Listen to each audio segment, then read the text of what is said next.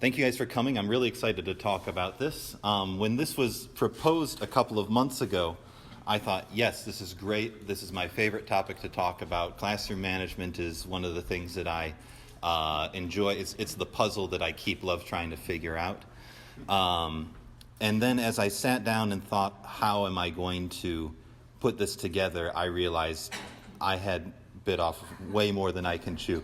This is a gigantic topic. You know, the issue of classroom management it's incredibly multifaceted. There's a variety of personalities involved. There's both for the teachers and for the students. The number of things that can go wrong or out of place in the classroom is legion.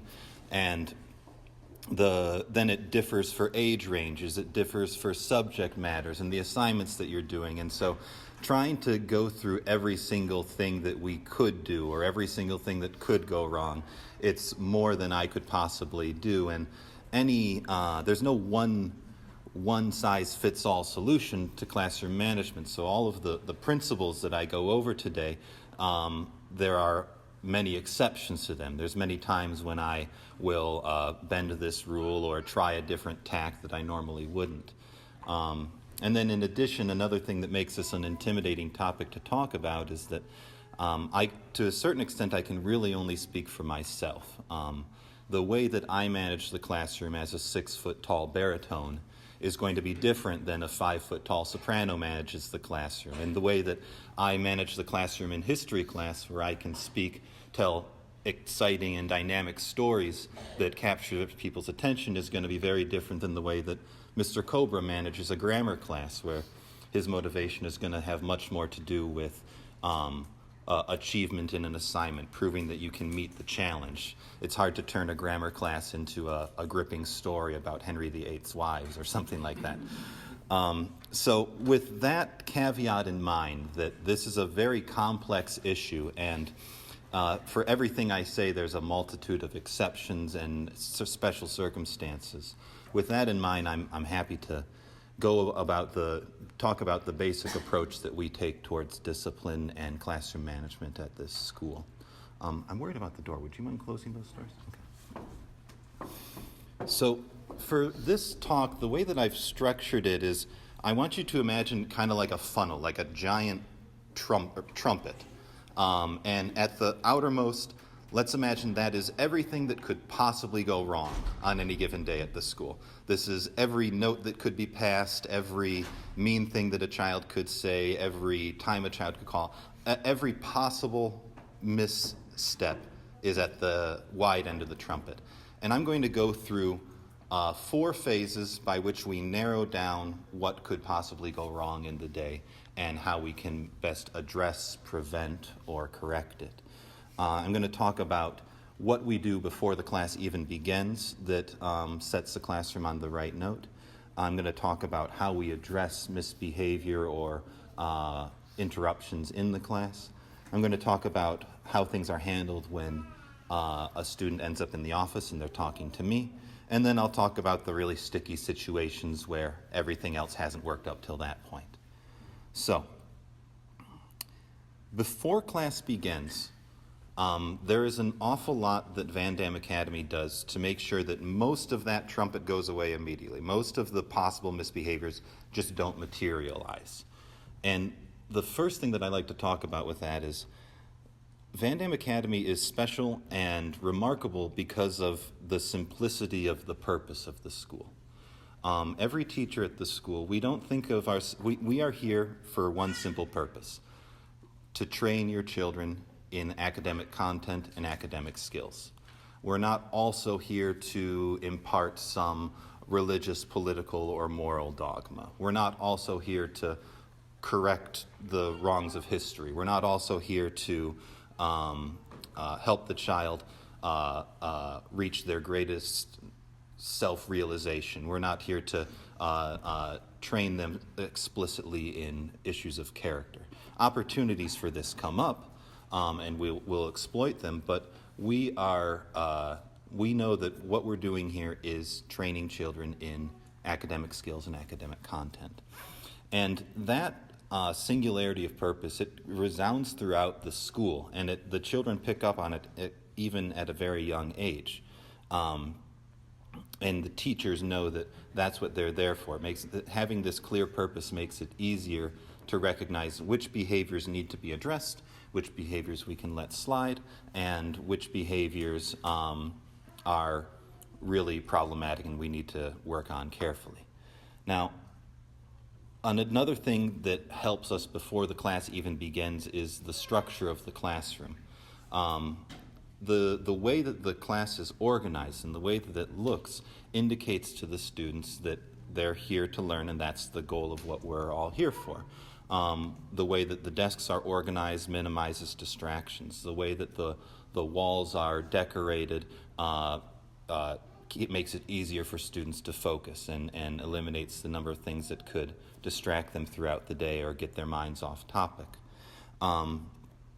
Furthermore, the specialty of the teachers helps to indicate and signal to the students exactly what they're there for. All of the students know that their teachers are specialized in what they teach, they are very well trained in their subjects, and that they are passionate and care about that subject. These sorts of things set the children up to be focused, to be engaged. We're offering them a good deal is a way to think about it. You know, when the child comes to school, they don't have mixed messages about what they're there for. They don't get the feeling that this teacher is jaded and doesn't really care about that subject, which was a big part of my own education growing up. So having the specialized teachers is yet another way that we signal the purpose of what the children are there for, and we make it easy for them to buy into it. When I come into the classroom, the students know Mr. Steele knows a lot about history. He's really excited about it, and he really cares about this stuff. And he's going to be bringing assignments and lessons that he believes in, that he cares about. They don't have that explicitly in their minds, but at a subconscious level, that's something that they can smell out and understand. I mean, when I was in third grade, I could tell which of my teachers really liked being there and which of them didn't care to be there and which ones didn't like the boys, which ones didn't like the girls. Now, another way that we signal to students exactly what environment they're in and what their purpose is there is we have a little bit of formality in the classroom. So, for example, they call me Mr. Steele. They don't call me Mr. Kyle, or they don't call me Kyle, or they don't call me Boss Man or something like that. And I try to dress just a little bit nicer than I would normally dress on the weekends. All of this is just another way of signaling that this is something serious. This is something that I have reverence for, and it invites them to have reverence for it as well. And the way that we begin classes with a formal greeting, it's another way to say, all right, let's all get focused, let's all get on the same page. We're going to be, now's the time that we begin studying math. Now's the time that we begin studying history. Now, I say all this and it makes us sound like a very strict and rigid school, and I don't want to give that impression. The greeting that we have in my history class goes like this. Or I think art class might be better, yeah. So I stand in front of the class and they all stand at their desks and I go, ready, okay. Give me an A. They say A. Give me an R. R. Give me a T. T. What's that spell? Thank you. Okay. Can I tell a story? Oh, sure. Yeah. So this practice started, I know we have at least one jiu-jitsu practitioner in here, and this started when I was doing jiu-jitsu at Gracie Baja, and there's a routine that before you begin, and I think this is in a lot of martial arts, you bow to the professor, you bow to the founder of the school, a picture of the founder of the school, and then you begin class. And this ritual, to me, was something that did mark the start of class. It was the official starting point, but it also just filled you with a sort of reverence and enthusiasm for what you're doing. But yeah. This requires respect. So I said, we should do this at school. And it was probably more than a decade ago ago that we started this. But of course, like so many things at this school, it evolved into our own signature style of doing that. So it's respectful and it marks the start of class, but he told you his. In my class, we'll often change it to fit the particular work of literature we're reading at that time. So if we're reading Shane, it'll be howdy y'all, howdy Miss VanDamme. If we're doing 12 Angry Men, it will be rise jurors. They'll have some, and then when we're reading To Kill a Mockingbird, they say, hey Miss VanDamme, and I say, don't you hey me, you ugly kids. Which is your favorite? So, I think that reflects the spirit of the school well, the formality and the respect, and then the warm rapport at the same time. My favorite greeting of yours was, we love you, Miss VanDamme. Sit down, you brats. Yeah. Excuse me, so you're saying each morning, each teacher has their own... Oh, before each class even. So there'll be 6 different greetings throughout the day. Yeah. Now, there's just one more point on the before class begins, or before misbehavior happens, let's say. Another thing that helps to keep this behavior from even materializing is, as I was indicating before, the enthusiasm that the teachers bring to the classroom. We take motivation as like a sacred obligation in school. We don't just show up and say, all right, this is the state material, you got to learn it so I don't get yelled at by my boss or something like that. We give the teachers the latitude to craft the curriculum that they think is best, to make the assignments that they truly believe in, that they think are meaningful and valuable and worthwhile. And the students can pick up on this. They can tell that we're teaching what we believe in, and that makes it much easier. You know, when I started at this school 12 years ago, I was expecting an environment somewhat similar to what I grew up with, and it took me a while to realize there's no spitwads being shot in the background here. No one's throwing a paper airplane when the teacher's not looking, and it's amazing how much misbehavior does not materialize when you have an environment that is designed that way, where it clearly signals what the purpose of being there is, and where the teachers truly believe in what they're doing on a day-to-day, moment-to-moment basis. So if we imagine that big trumpet with like 1,000 things that could go wrong in the day, those things prevent, let's say, 900 things from happening. Now I want to move into how do we address things in the classroom? When a student is calling out, when a student is passing a note, when a student says something that's off topic or rude or gross or something like that, what do we do to address that situation? And the way I like to present my method is to tell you, this is a bit of a joke of mine, it's long been my goal to be the laziest, angriest teacher at VanDamme Academy. And for me to explain why I strive for that goal, that will help you to better understand the approach that we take towards managing things in the classroom. When I started at the school 12 years ago, one of my main duties was to be a recess supervisor. And I really wanted to, I had moved across the country, I didn't want to mess this up, I really wanted to put up my full effort into it.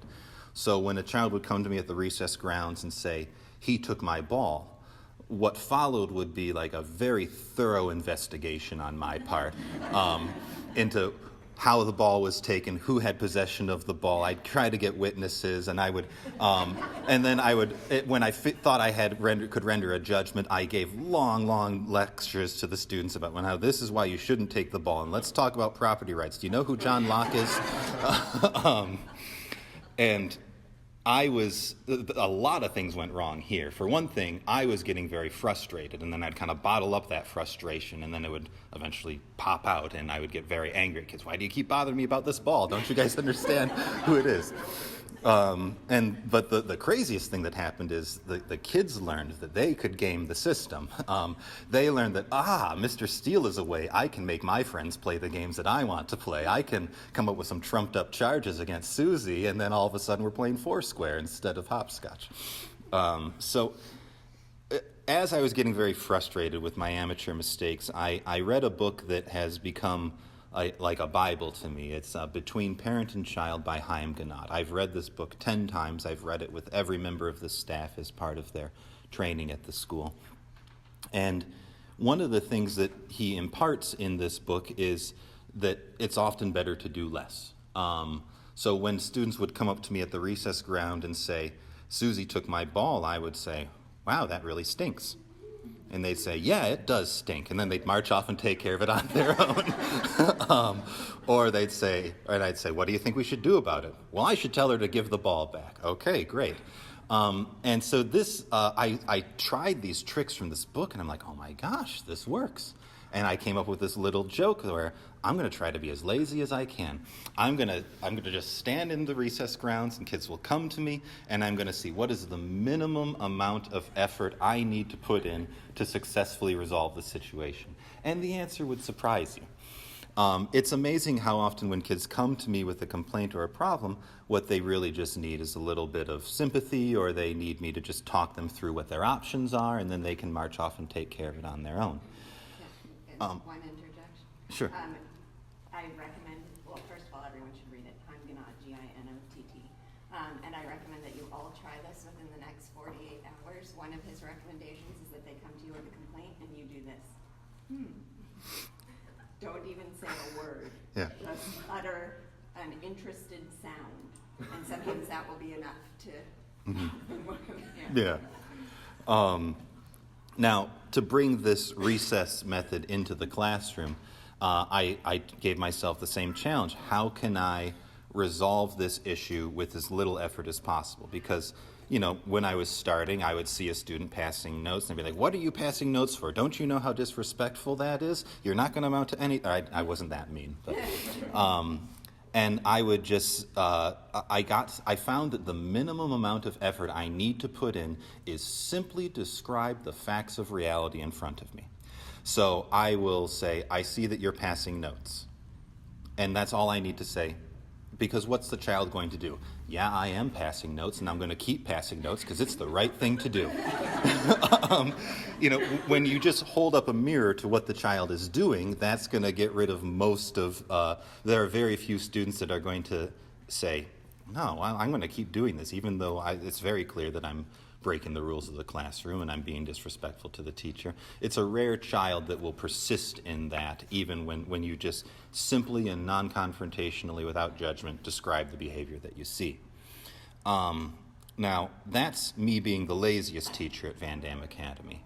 Now about being the angriest teacher at VanDamme Academy. Another great pearl of wisdom that I got from this book is that, this is one of Ginott's lines, feelings don't vanish because they are banished.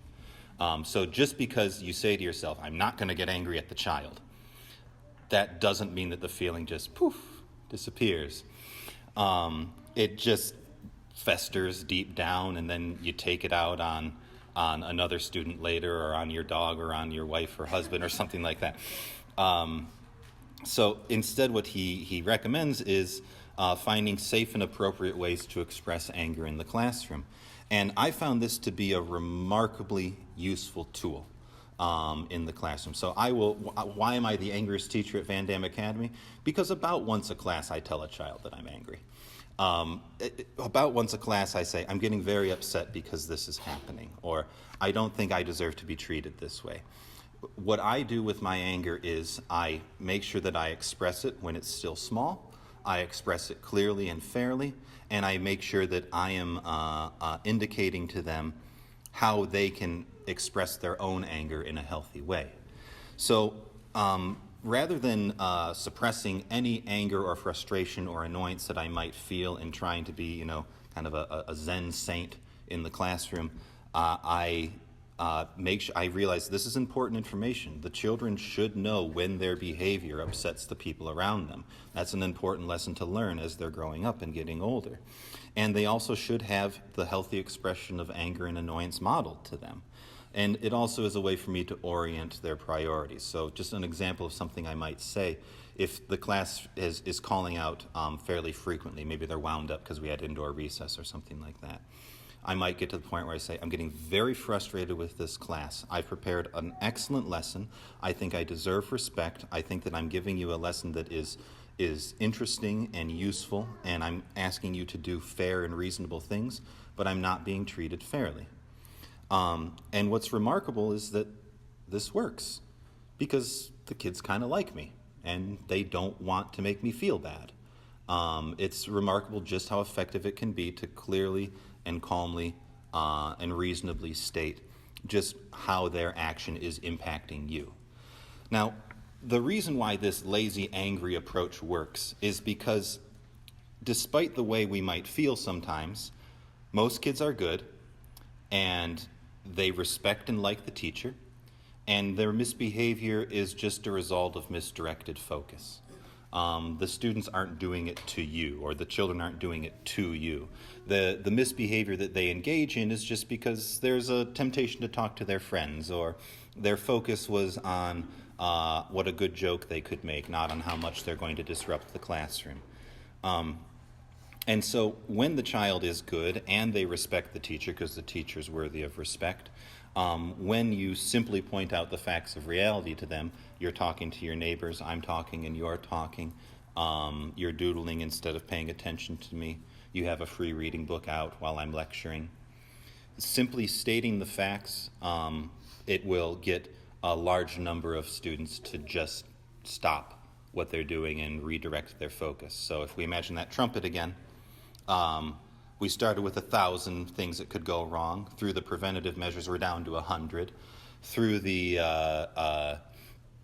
way that it's addressed in the classroom, we'll get down to, let's say, 2 to 5 things that still aren't fixed with this level of intervention.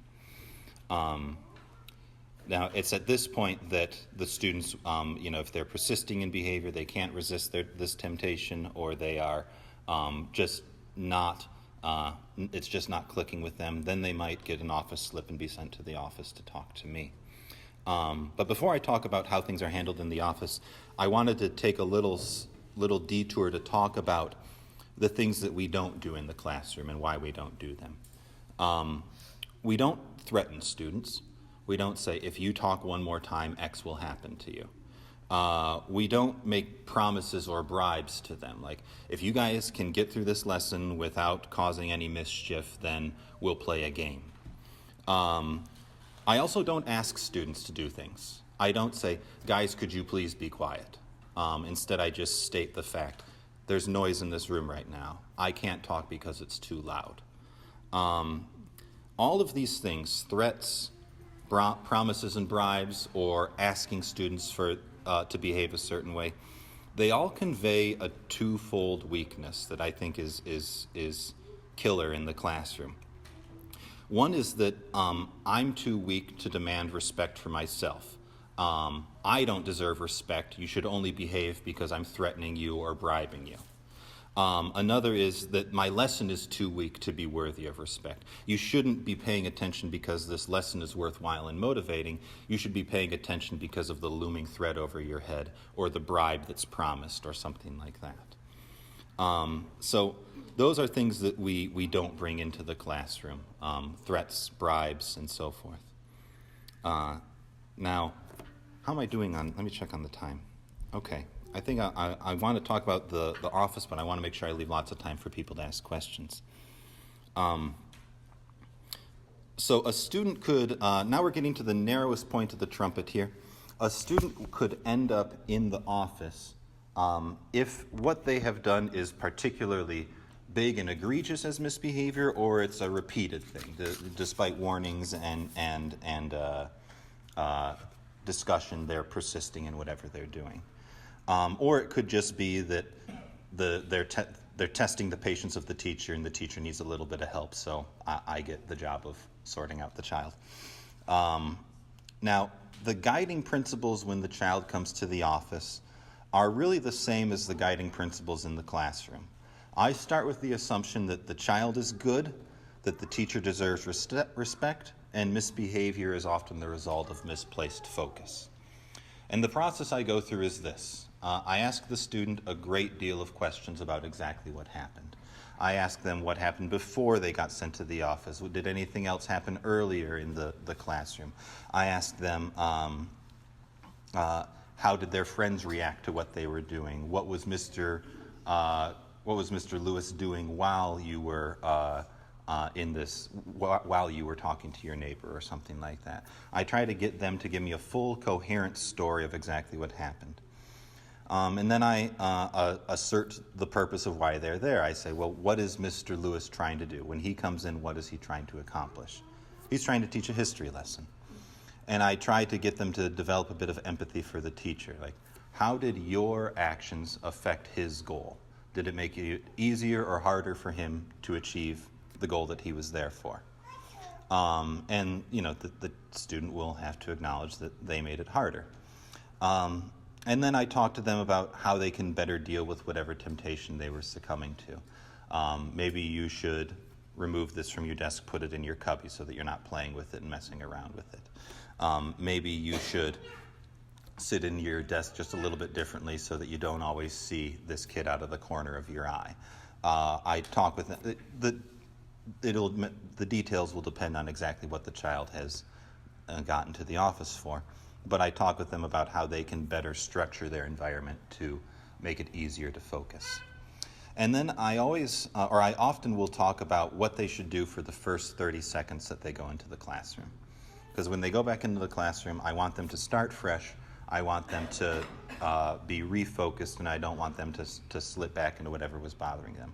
So I'll often talk through what will happen in the first 30 seconds. Like, I want you to go and I want you to sit down. I don't want you to go look at Gavin and Grant. I don't want you to turn around and ask your neighbor what was going on. I want you to look at the board and get your pencil out and get started on the assignment. And giving this small level of specificity about how they should handle the first 30 seconds, that kind of gets them jump-started on getting back on track for the rest of the class.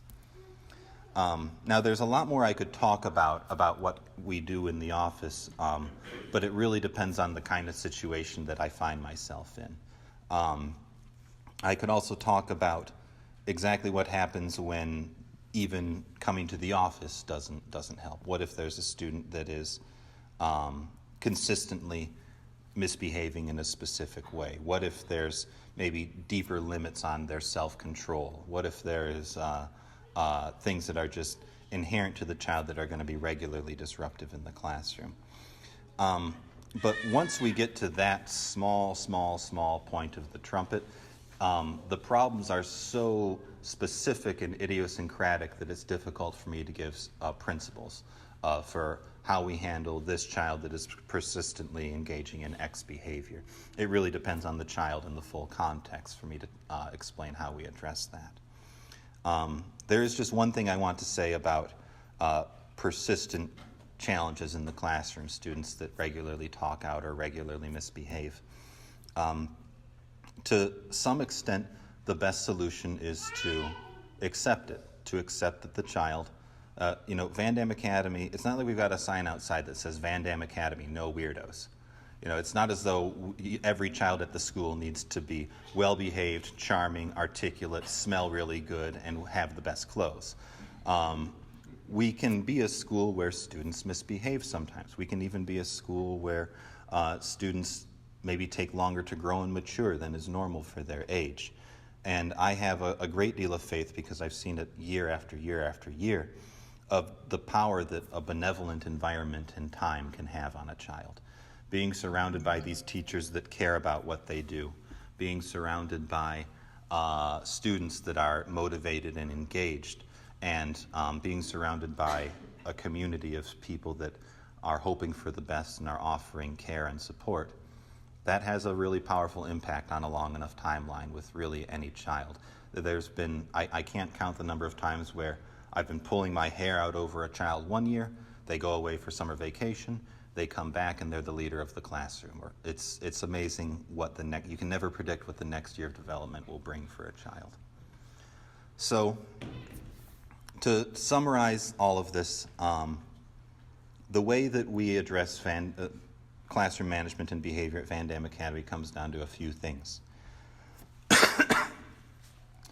We have a really clear and simple focus in the classroom, and that's communicated to the children in a lot of ways.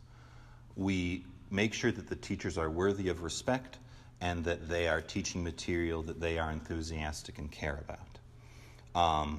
We take motivation as a high priority as teachers so that it's easier for students to behave well in the classroom.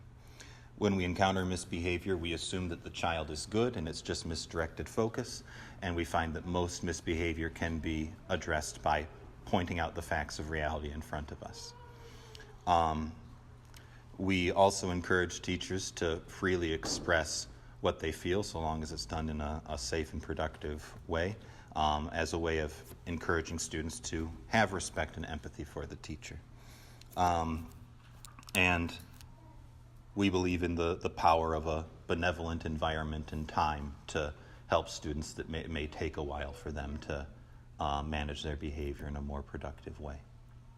So that's about everything that I wanted to say. I'm going to move all this technical stuff for the Q&A, and I'm eager to hear what you guys have to say. I'm sure there's 101 scenarios we could dream up, like what if this happens, what if that happens. Give me the best that you got. Let's see if I can handle it. Thank you.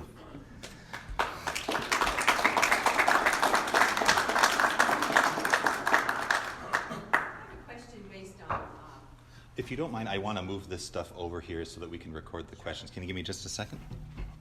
I think I'll be okay. I'm probably going to mess everything up.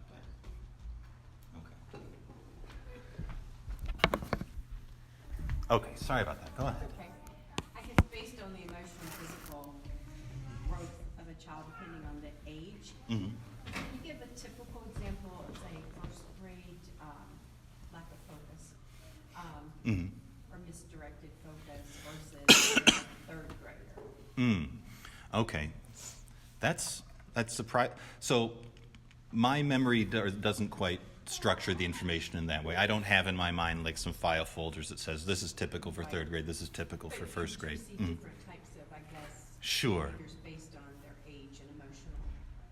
Yeah, and what we see in the younger grades is that they are less verbal with their misbehavior and more physical with their Less unable misbehavior. to express Yeah, themselves. exactly. Especially with boys. There is a pronounced gender difference at that age, too.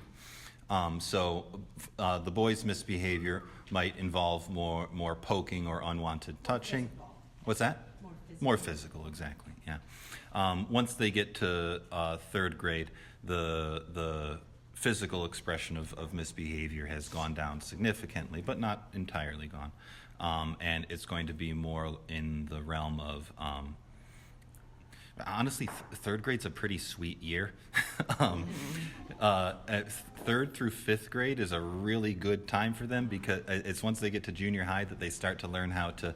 They learn their intelligence outstrips their wisdom, and then they learn how to. They know how to make jokes, but they don't have the wisdom to know when they shouldn't make jokes. Situations of equilibrium versus disequilibrium with Yeah. hormonal, physical growth, all those things that it sounds like you have a really big grasp. Sure, and the teachers. And there's the hormones involved in that as well, but it's also just their intellectual sophistication once they get to junior high.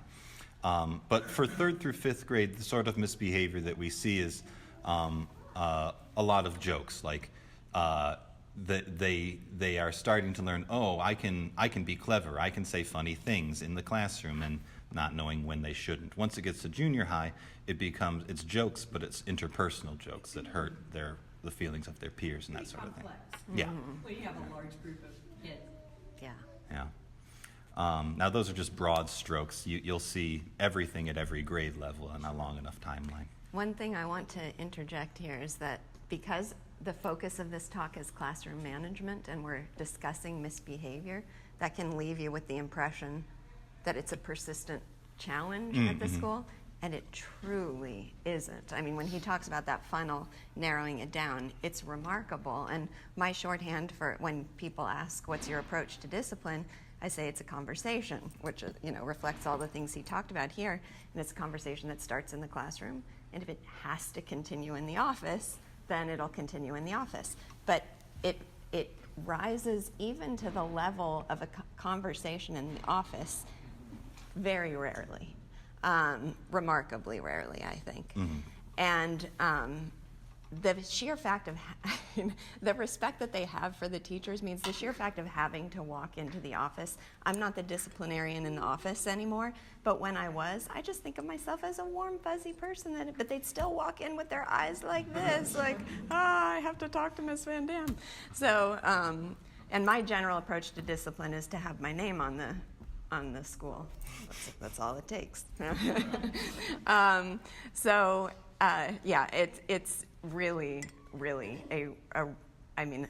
a remarkably limited problem given the conditions of the school. Yeah. And I've told this story a million times before, but when people ask me what I do for a living, I tell them that I teach junior high literature.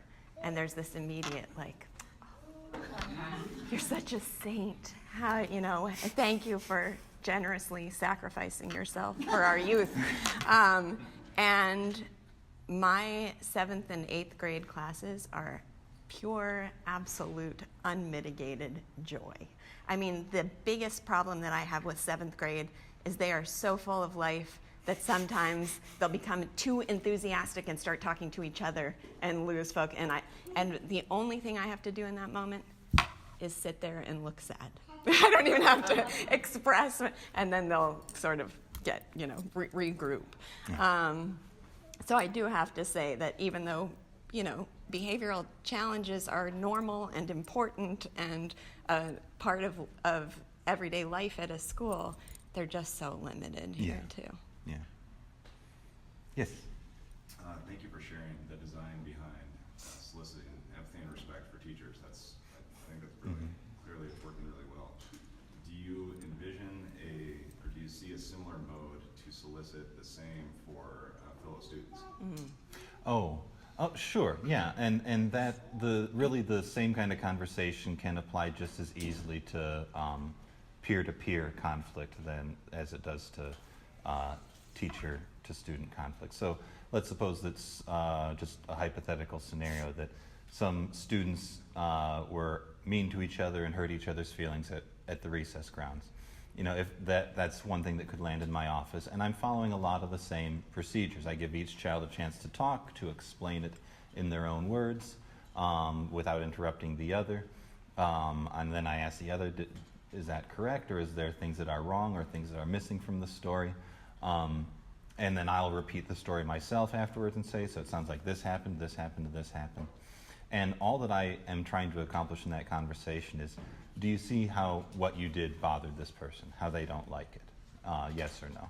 Do you think that you, in the future, can try to respect their wishes and what they want? And I don't want to go through the minutia of this hypothetical conversation, but honestly, that's all that it often takes is they got into the situation because they didn't really understand the full import and ramification of what they were doing, or their focus was on being clever and goofy, not on the feelings of another person. So I try to, like I say, point out the facts of reality, hold up a mirror to them, get them to see their actions in that light. And another adage I have is that, and I say it to the students often, is I'm not here to punish the past, I'm here to fix the future. So that's all that I'm trying to accomplish in the classroom. If they broke something or hurt someone's feelings, they can try to repair the damage that they've done with an apology or with some other help. But most of what I'm trying to do is not so much, rub their nose in what they did wrong, but get them to understand how the impact of their actions and what they could do differently in the future. Yes? Excuse me, I have 2 questions. I'll try to go quick. The first one is the one piece of consequence that I did not hear about was that some teachers choose to place a student in the hallway. Mm-hmm. And Yeah. that seems to be shame-based to me. Can you describe that and how that kind of falls into your model? Sure, yeah. Sending a child in the hall is something that should be done delicately, and there's better and worse ways to do it. I can tell you the way that I employ it in the classroom. So when a child is in the class, there's, let's say, a tacit contract between them. You can tell that I studied political theory in college because I keep bringing this stuff up. And the tacit agreement is, we're going to play this game. It's called the school game. And I'm going to be teaching, and you're going to be listening, following instructions, engaging in the lesson, and so forth. And if one of us breaks down our side of the bargain, then the game is going to stop. And so when I have a child go out into the hallway, it's usually very simple. The way I talk about it is very simple and direct. I say, you've been calling out a lot. I need you to not be calling out. I'd like you to step in the hallway. You can come back in when you think you've collected yourself and you're ready.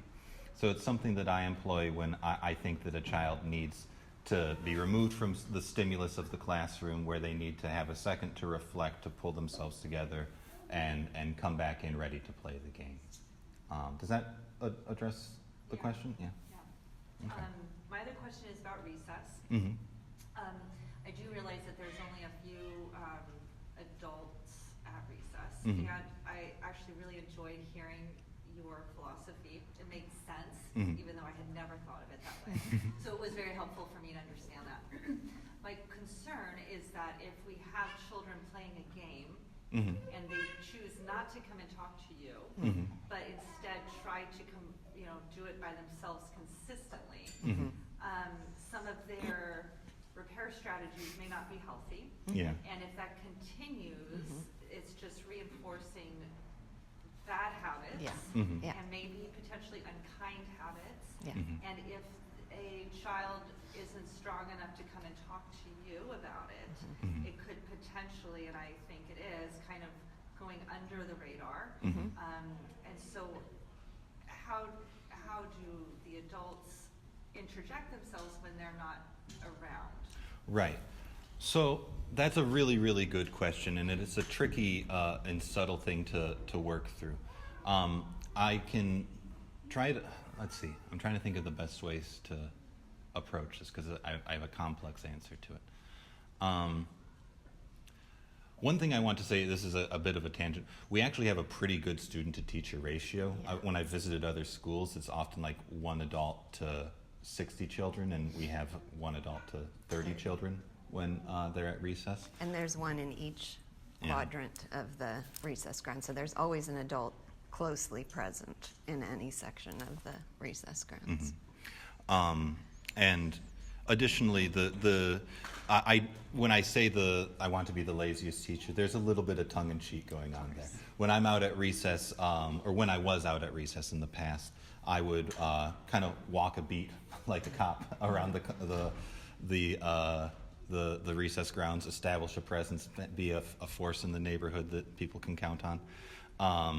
And so we try to make sure that we are very open and available in that way. And if a child comes asking for help, I for the sake of humor, I made it sound like I was, almost not helping them. But we can sense if a child is in really serious distress, and we should kind of upgrade our response and so forth. So there's some give and take going on there. But to the more central issue of what do we do about the fact that children don't always go to adults? What do we do about the fact that they might try to solve things on their own, and they might do that imperfectly? I think that, and this could be a little controversial, I think that we need to be comfortable accepting a level of imperfection. I think that the gains that the children get from working things out on their own, even imperfectly, outweigh the costs of maybe they are talking to each other more rudely when they have a conflict than we would like, or maybe they are, maybe the way that they are fixing the problem is not entirely fair to one party or another. I think that giving them at least some space to resolve conflicts on their own without our intervention and scrutiny is really valuable. And our hope is that we make sure that we are very open to them to come to us with problems or concerns, and that if they are, let's suppose that this child is trying to resolve things with their peers on their own, but it's not going very well, it's becoming a degenerate situation. We hope that at that juncture they'll come to talk to us, and we try to do everything we can to invite that in. Or we might, just as we're patrolling and walking around, happen upon a situation and be proactive in that regard.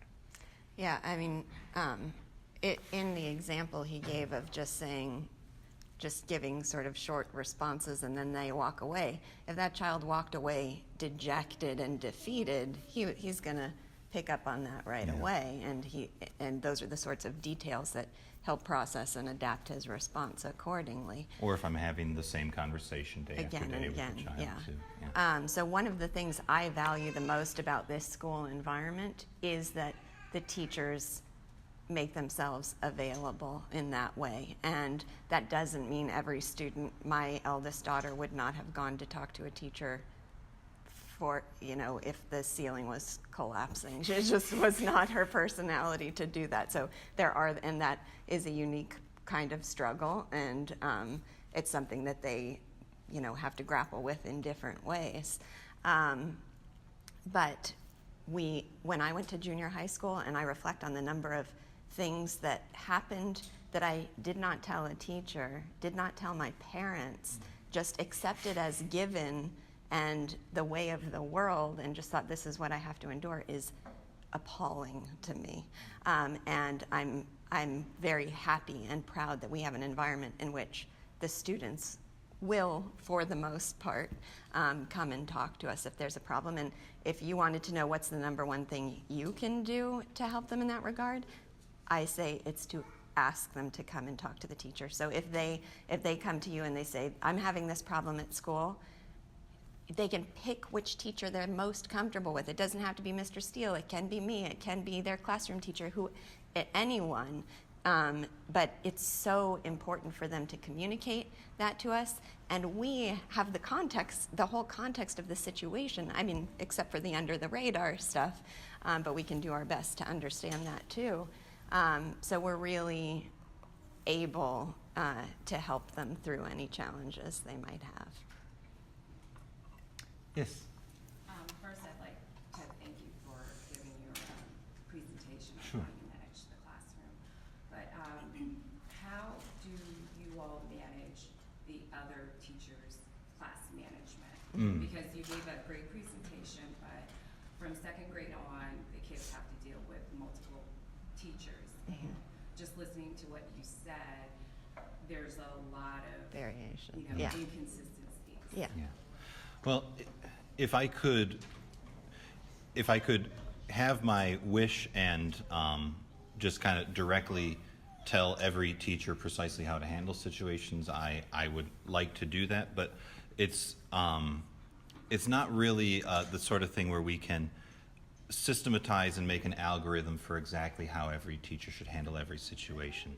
So to a certain extent, we need to accept that we talk in our staff meetings and with each other about how we handle situations and how things are addressed and the broader principles that we have in the classroom. And we've had like a lot of, I've mentioned the book groups that I've had with other teachers, and we've had a lot of group discussions along those lines. But at a certain point, after having talked about what the guiding principles are of the school, we have to trust the independent judgment of the teachers, that they're going to have their own personalities, they're going to have their own approaches and ways that they are teaching their material, that the precise solutions that I employ may not apply specifically to the other teachers. So to answer the question simply, we have a lot of talks about the principles that we think are true about the best practices for managing the classroom, and then we trust the teachers to apply that as best they can in their context. I like to implement a little humility on that too, because I have strong opinions about how things should be handled and a strong personality, and there are some times that I'll hear of or know about how a teacher conducts something in their classroom and think, and I also have perfectionist tendencies, and it can feel like, no, I don't think that's exactly right and I need to fix that. And then I very conscientiously remind myself that I don't want the students exposed only to me. I want them to experience different personalities. Those need to be within a range that we don't consider them as egregious violations of our principles. That's where conversations would happen with the teachers. But within very broad principles, I think it's valuable and important for them to be exposed to different personalities. So where in my classroom, because I have perfectionistic tendencies, I sometimes am concerned that my expectations of the students will impose that sort of perfectionism on them. Whether it's true or not, I don't know, but it's something that I worry about. Whereas a teacher who's who's more uninhibited and more kind of free in their expression isn't going to be communicating that lesson to them. And that's just, one example. But I love that there are different personalities among the teachers and that they're getting exposure to different ways of addressing a problem. But we do try to have continual conversations about these issues. This is something that's going on in the background all of the time. I mean, all the time. Yeah, a big part of our staff meetings, there's always a section where teachers will bring up challenges that they're having in the classroom of one kind or another. And Ms. VanDamme and I will say how we think, what the best way we think is to address that. And so through these conversations week in and week out, there's a kind of an institutional wisdom that builds up in that way. What's part of the positive reinforcement of learning to communicate with various people's personalities? It's part of education, I think. So. Yeah, I always say that the way that our schedule is designed is kind of like a diverse stock portfolio, where we instead of having one personality for the entire year and you either love it or hate it, you have a variety of personalities, and some kids will really resonate with one or another, and the way that one teacher manages the classroom, his particular style could be really beneficial for some students, but not everyone else's cup of tea. That's important. Yeah. That's amazing. I think. Well, we were talking about earlier that if we had the power to design the perfect school environment down to the last detail, we would not be creating a Stepford Wives sort of culture. We want the kids to face challenges that will allow them to grow.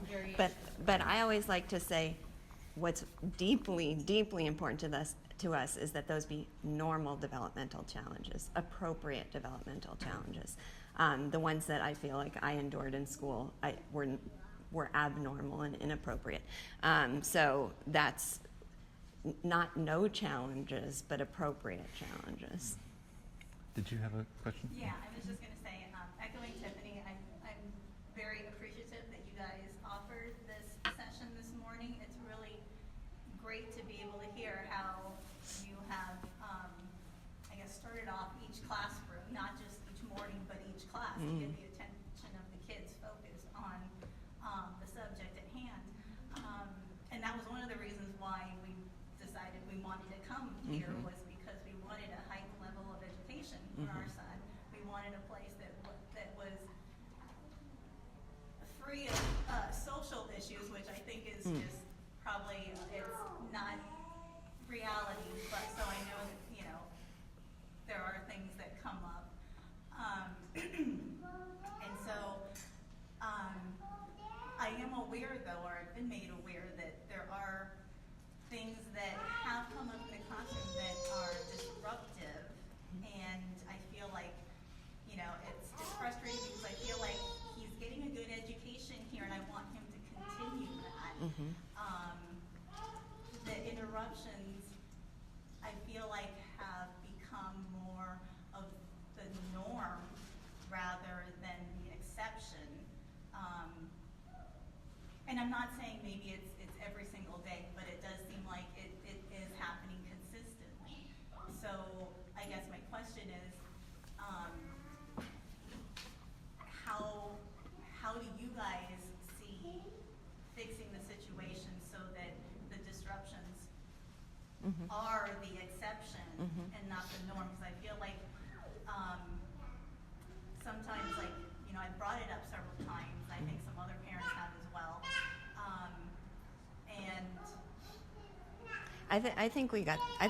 And we both understand the question. So I don't know if you. Oh, please go ahead. Okay, so the first and I think the most important thing to understand is that there is nobody more conscious, concerned, and thinking about any disruptions to the classroom than us. We are the number one most focused, most concerned, so anything that comes up with that, yes, it's very important for parents to bring it to our attention and to let us hear, what your child might be concerned about at home. But I don't want anyone to ever have the idea that we're overlooking, ignoring. I mean, if it's something that's been brought to your attention, it's likely something that we have a daily, ongoing conversation about. He mentioned patience and time. We are deeply concerned for every individual student. And if it comes to the point that we regard the student as fundamentally disrupting and undermining the experience for all the other students, then we will decide that it's not a relationship that works anymore. But it has to get to that level in our minds before we would make a judgment like that. That's a very difficult judgment to make. So some classes are going to have kids with more energy and disruptions than others.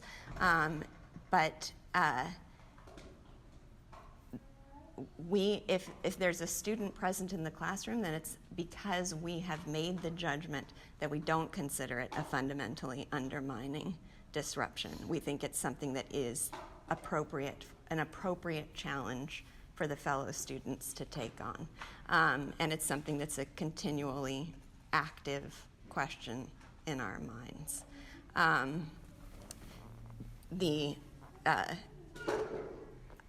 Both of us can reflect on the students who we regarded as unique and sort of omnipresent challenges in their early time at this school, who are unrecognizable as being that child when it gets to the junior high years. So we've seen that patience pay off, and our concern and affection for every individual child in this school makes us invest that concern and patience in them.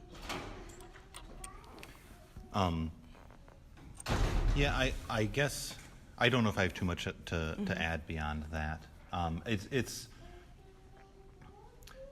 It's not as though we start with the assumption that there should be zero interruptions in the classroom, and then every deviation from that is a problem to be solved. We start with the assumption that there's going to be a variety of human beings in the world and in the classroom, and that our job is to figure out how to make all of the students work together. It's not our job as a teacher to identify which child is a flower and which one is a weed and to pluck the weeds. It's our job as a teacher to say it takes all kinds to make a world, and we need to figure out how to integrate them together into one classroom.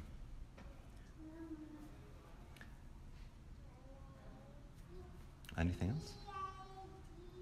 I'm surprised that there haven't been any questions like, well, what do you do if someone has a spitball or something like that? Yeah. What do you do if someone has a spitball? It hasn't come up yet. I would probably, judge them by their technique and Give them points on range. Take a little more time to make this a bigger experience. I'm inappropriate in that way. If I have a new kind of disruption in the classroom, I'm more curious than upset. Actually, I have a comment more than a question, but I remember quite a few years ago when Erin was maybe 4th grade or something, I only knew you really as a very fun, otherwise I would recess sometimes, and I'd never seen the disciplinary side. And we were walking down the hall to her class, and you had someone out in the hall, and the intensity in your face and your eyes was just, I looked at her and I said, whoa. And she went, It can be a disciplinarian. It's the cross I have to bear. Like I said, that 6-foot-tall baritone thing at the beginning.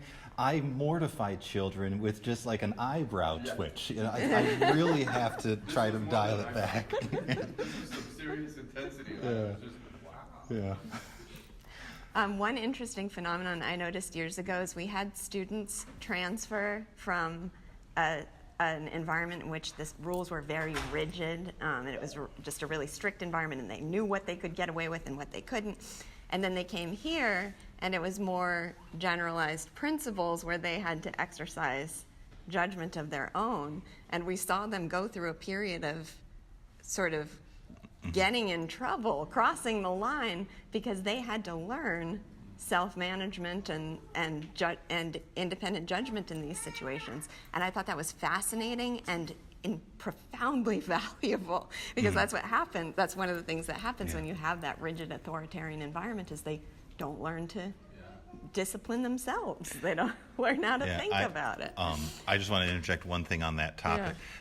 We sometimes see transfer students that will ask 101 questions because they want to know precisely which actions are permitted and precisely which actions are banned. And then I tell them on the first day of class, I have 2 rules. The first one is Mr. Steele is a big mean jerk who likes to make children cry. And the second rule is do what you think is best. And so when I get these sort of compulsive questions, we're like, well, should I put periods at the end of my questions or at the end of my sentences? Or should I write 5 sentences or 4 sentences for this paragraph?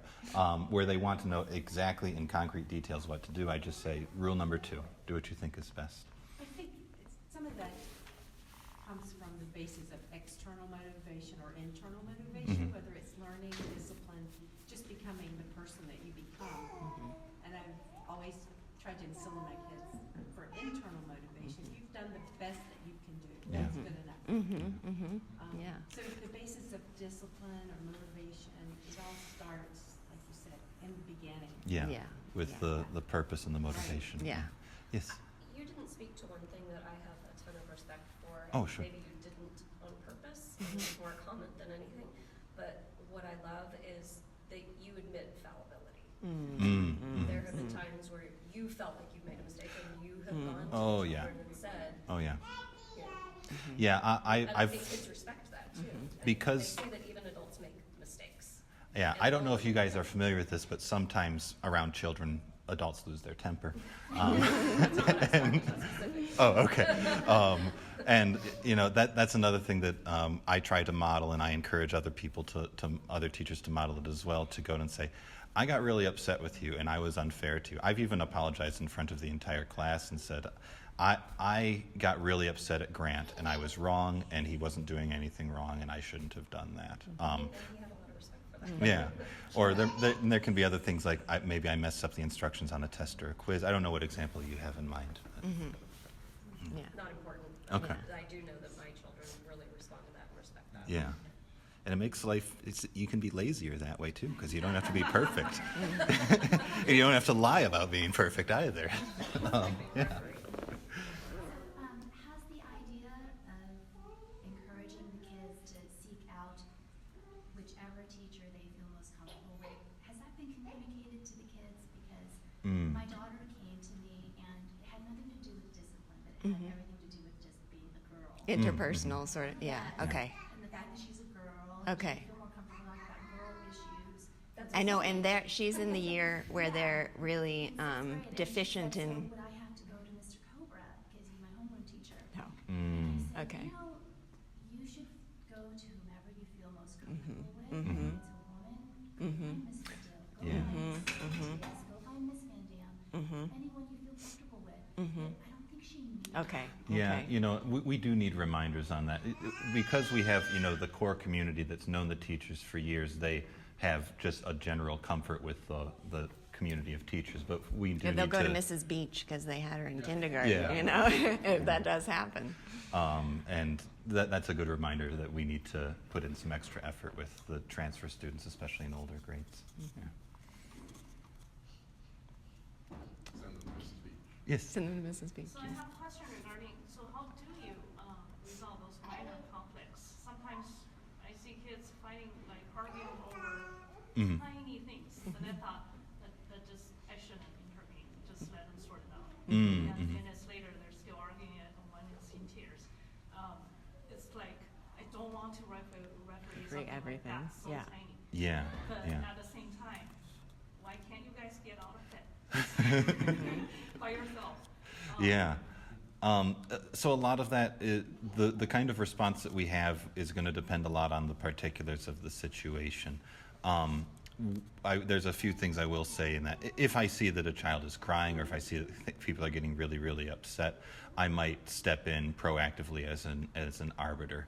And in that role, I just try to get people to talk one at a time, and just, like I was saying before, say, do you understand what Jacob wants? Do you understand what Edward wants? And just make sure that they are clearly understanding each other. Or I might just say, I think you guys should step apart for a couple of minutes, calm down, and then you can talk again. But as for, sometimes I will not intervene even when it does look like they're having a really silly and stupid argument. But because the thing is, it's not silly and stupid to them. Like, their universe is a smaller universe than ours, and the things that look trivial to us are gigantic to them. And so I often find that even if I do intervene and say, well, let me resolve this conflict for you, they haven't learned how to resolve the next conflict when that happens. And so there's an art to it, figuring out how often should I let them argue and make mistakes in resolving their conflicts and try a bunch of things that don't work until they figure out what does work, and when should I step in and give them some advice. There's an art to it, and the ultimate goal is for them to be able to do things on their own. The more that we intervene, the more we encourage dependency. But that's not to say that we never intervene under any circumstance. This might be too personal and not address what you were asking, but it sounded to me like part of what you might be asking is, intellectually you believe you should not be intervening in that moment, but emotionally you feel compelled to, because especially after it goes on for a while. If it goes on for a while and it's not escalating in any sort of, fists aren't flying or something, from a parenting perspective, I've found it with child number 4 very empowering to remind myself constantly that my job is not to constantly bring things to equilibrium. That the conflict and crying and tantrums and all that stuff, that's part of life, and a good part of life. And because internally, in my emotional kind of physiological response to it, it's a problem and it's wrong and it needs to be solved right now. Yeah. And that's just overwhelmingly screaming in my soul that I need, or even if one of my kids is crying and upset, that needs to be fixed.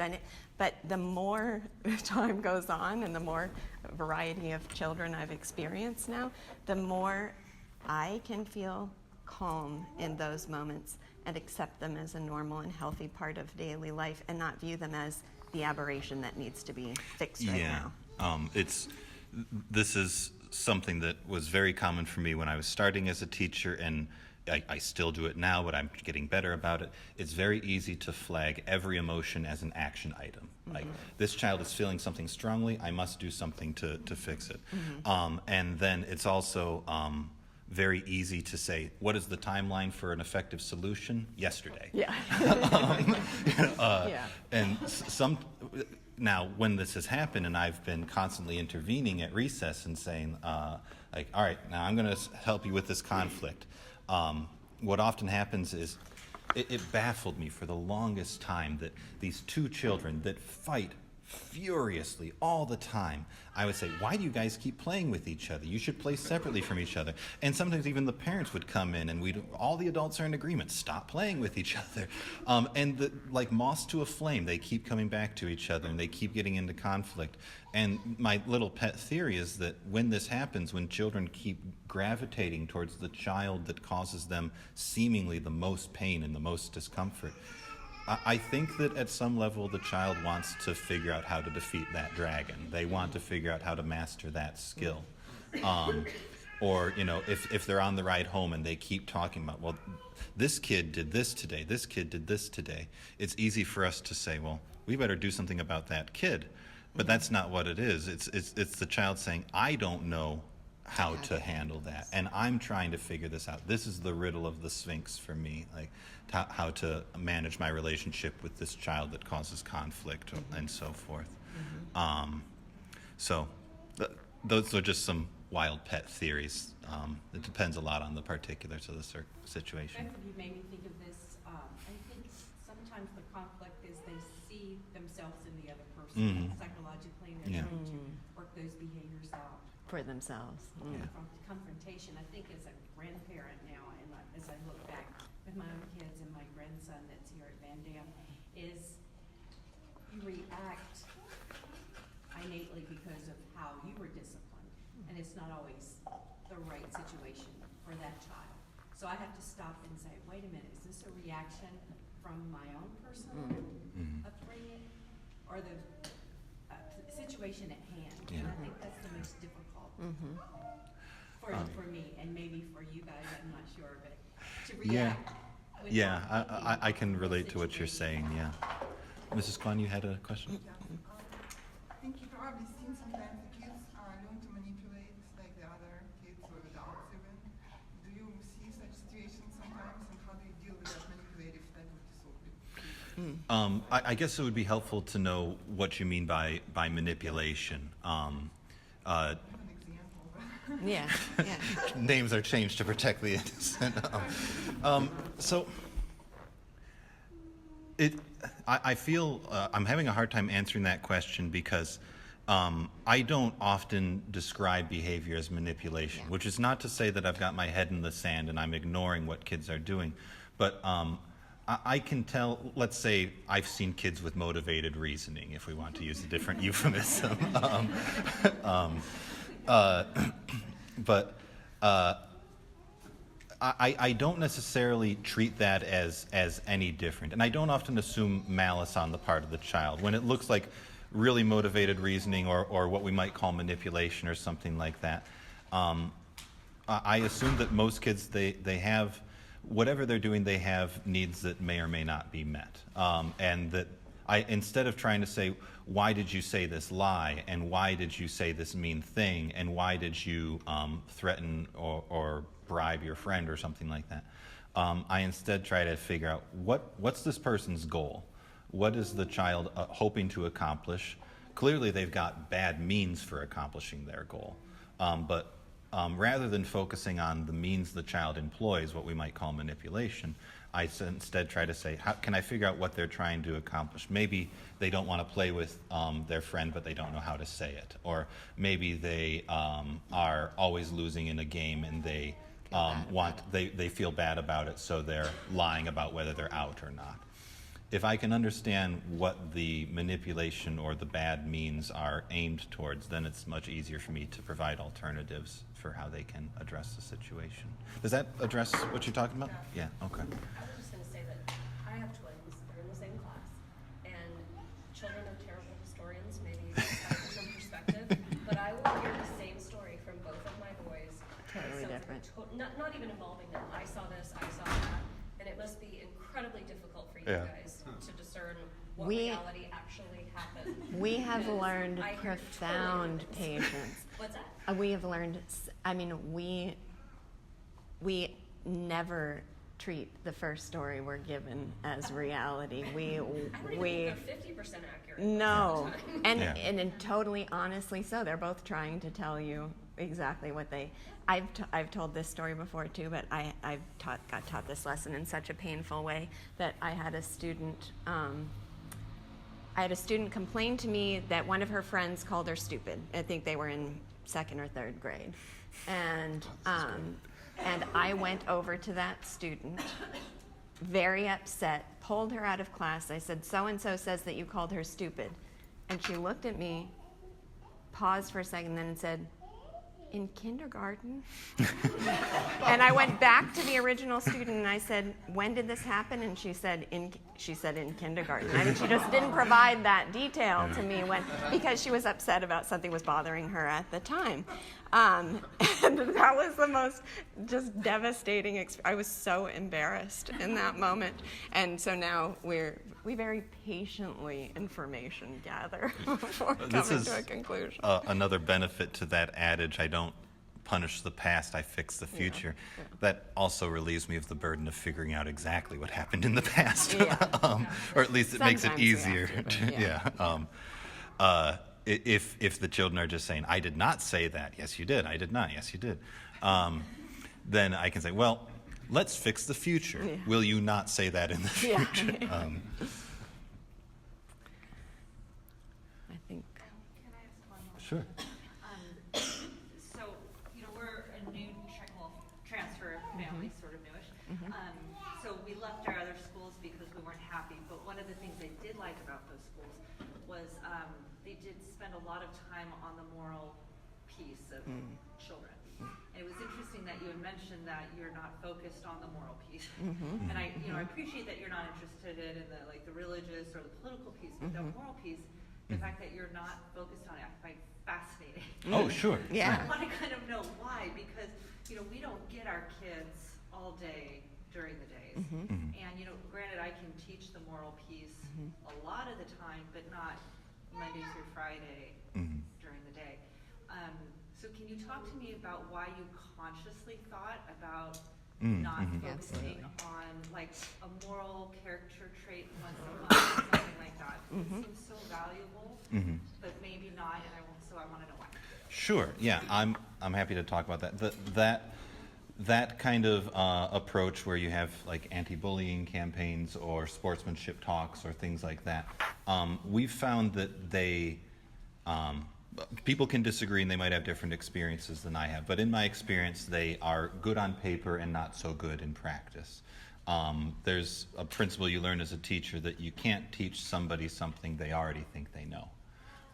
And so when you are proactively trying to address bullying or kindness or something like that, when you're trying to talk about that abstractly or proactively, the children don't feel a need for that information. They don't say, I have a gap in my knowledge that this is filling up. And so it's very ineffective, those sorts of conversations. What is much more effective is when they are having trouble, when they're in a tough spot, then they're saying, I don't know what to do. There is a gap in my knowledge. And then that's the much better opportunity for having a conversation about sportsmanship or bullying or something like that. Now, there is an exception to this, which is moral concepts do come up in literature class. It's not like we have Sunday school in literature class or something like that. Well, can I address that? Sure. Since that's my baby.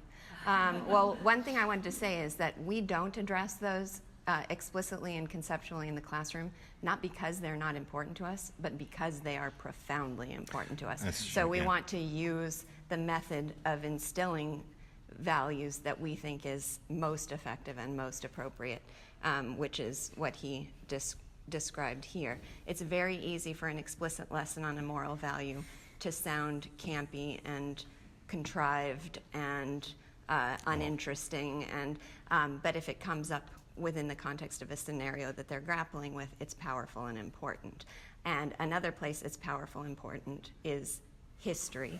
I mean, history, they are learning moral lessons on a grand scale, and that is so crucially valuable and something that's lost to the last few generations in this country, I think.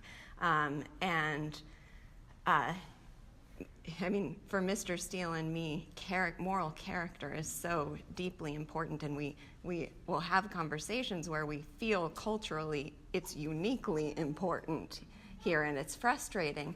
And I just had the experience last week. I've been dragging him along on this fraud kick that I've been on.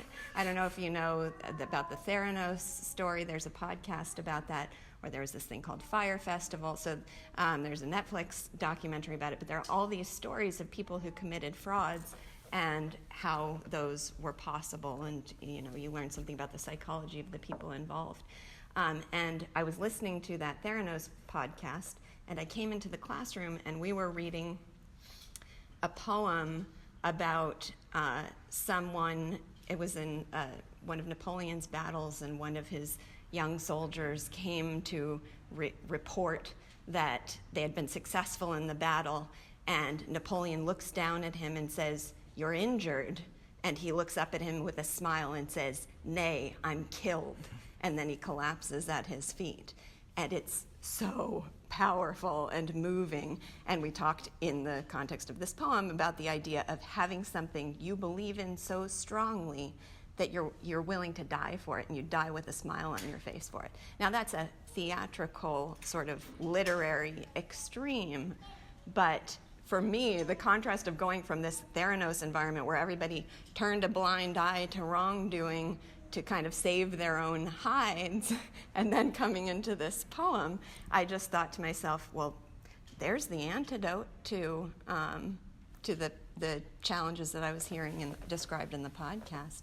So, and that starts with, the stories they're reading in kindergarten. It proceeds through Mrs. Steele's classes. Part of the reason we choose the literature we do is that it brings to the surface in the context of the characters' conflicts, some of the most fascinating and diverse sort of moral situations that a person can encounter.